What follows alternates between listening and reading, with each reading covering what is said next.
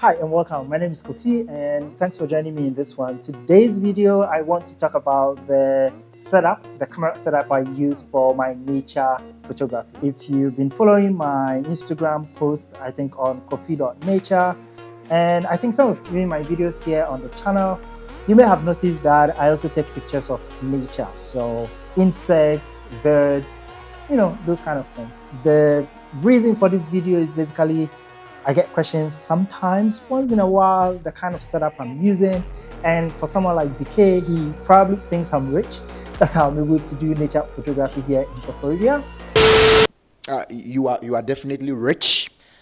You are rich. You will not deny that. You cannot be in Koforia and be doing nature photography and tell us you are not rich. Some of us have been shooting funeral. And you are doing nature photography. I am the kind of person they describe in memes. They will say. But yeah, if you've not seen some of my shots, you can find a link in the description to my Instagram page at KhoPhi.nature. Yeah, you see some of the pictures and some of the videos I've taken with my camera setup. So in this video, I'm going to quickly talk about the camera setup I'm using, and if you want to get into nature photography, some of the things you may want to consider. So without much ado, the camera I use is called the Canon RP. It's pretty much the least expensive mirrorless camera, full-frame mirrorless camera from Canon, and it's part of the EOS lineup. I bought that one, and the primary reason behind that is because that's the camera I could afford. If I'm able to afford, let's say, the R5 Mark II, I definitely will go for that, and it definitely has amazing features that would be really great in my nature photography, but I can't afford that yet. But with the RP, it works really great, and that's what I've been using for the past close to 2 years now, or maybe a little bit more than 2 years. And then the lenses I got is what I want to share with you. So I have this is the 85mm lens, also an RF lens. So the Canon RP uses the RF mount, which is different from the EF. But then I got call it the adapter.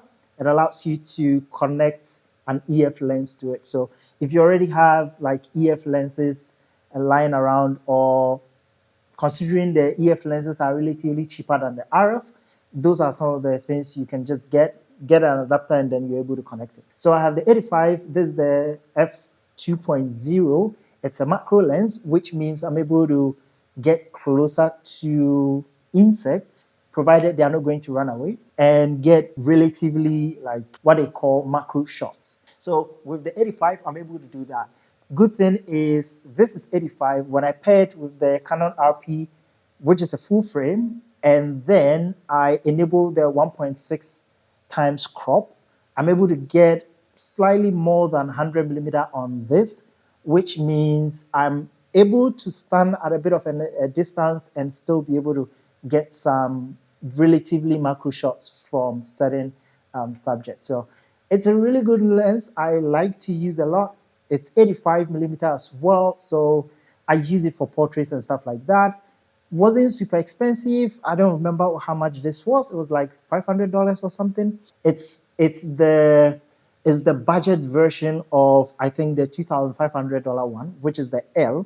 I think it's a 1.2 from Canon. Yeah, super expensive, but then this is the budget friendly one.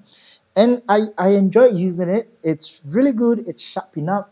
It's got stabilization for taking wildlife shots. Want to be able to be stable enough whilst you're taking the shot. And so this one comes in really handy.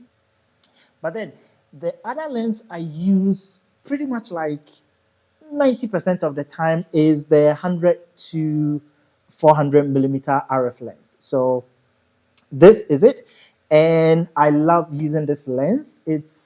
It's a budget lens as well. So I got this for, I think, $1,000, and paired with the Canon RP, it does really great. It's an f5.628 f8, and so you're not getting enough light, so to speak. During the day, it shoots amazing pictures, but then for low light pictures, this is absolutely not that impressive. But for many of the shots you see me displaying on the screen, we're taking with this lens. And interestingly, I've been able to manage to get some nice shots out of this. The lens has got inbuilt stabilization in the lens as well, so it makes for really great video recording and being able to get sharp shots when taking pictures of, let's say, birds or insects moving around, butterflies, all of those stuff. I like using this. The only issue I have is because one, it is budget, and so it's not weather sealed, it's not durable, and all of that. It's very plasticky as well, and because it's not weather sealed, again, in my case, the lens is starting to have some, I don't know, is it mold on the lens and whatnot? But yeah, it doesn't affect the performance in any way, shape, or form. It's not the sharpest of lens. The focusing isn't the best, but in scenarios I find myself, I try to make use of it, and it really works well. I do not know if this lens supports a 2x extender, but that would be crazy because you'll be at f8 plus an extender, meaning you're going to push yourself way ahead in, unless you are 100% in daylight with strong lights available, it's going to be a struggle. But yeah, this and that paired with my Canon RP, which I'm currently recording on, is the setup I use. BK was saying that because I'm doing nature photography, I'm rich, and the gear I'm using is expensive and whatnot. But if you want to start, you can start with whatever lenses or camera you can buy within your budget. My entire budget is, I think it was somewhere, the camera was 17,000. It came with the camera plus the 50mm RF lens, which is the f1.8, plus the adapter. All was, I think, 1,000, 11, 17,000 cedis at the time. And then I ended up buying the $500 and then the $1,000 lens in addition. In any case, this is what I primarily use, the 100 to 400mm, because if I'm taking pictures of a bird,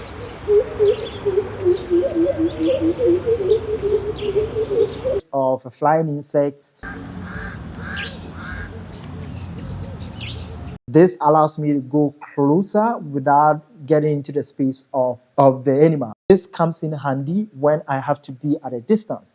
But if the insect is stationary, probably asleep or whatnot, where I can really get close, I like to go in with the 85.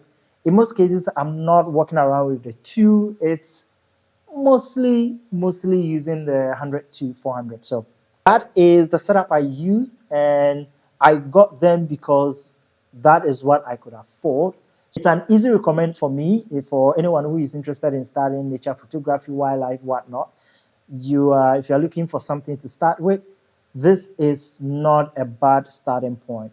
In my case, that was the budget I could make for my setup, and I don't use the camera only for nature photography. I shoot weddings, I shoot events. So having different lenses means that I can use it in other ways. But yeah, if you're looking for nature, wildlife, this is it's an okay starting point, at least to help you practice and get some hands-on experience when it comes to taking pictures of these. I remember immediately I got the lens, I had the opportunity I joined Hassan at Legon Botanica, where he walked me through his process in trying to get bird shots and all of that. Really enjoyed that time together. And I mean, at the time, this is by using the 1.6 times crop, I'm able to get 640.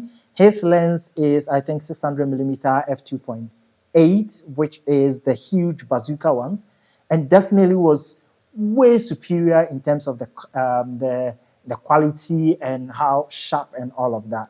But yeah, with the little you have, you can try to squeeze some shots out of it and hopefully get some good pictures out of it. You can see I've created a bit of collection around some of the pictures I'm taking, did a calendar for 2024, and currently working on a new calendar for 2025, which I'm going to put out there, the pre-order very soon. Speaking of pre-order, the initial 2024 calendars, I've not delivered all of them yet, and so If you're watching this video again and you've received a message from me, let me know where you're located on Earth so that hopefully I can make arrangements and deliver it to you. I know Noah is not in Ghana. I know, Louis there, I know he's in Ghana. He's in Kaswa. So for him, not much of a problem. But yeah, get in touch and then let's figure out how to deliver the calendar to you. Yeah, in any case, this is the setup I use. Is it cheap? Depends on who you ask. But in the grand scheme of things, as in the setup used by professionals in, am I a professional?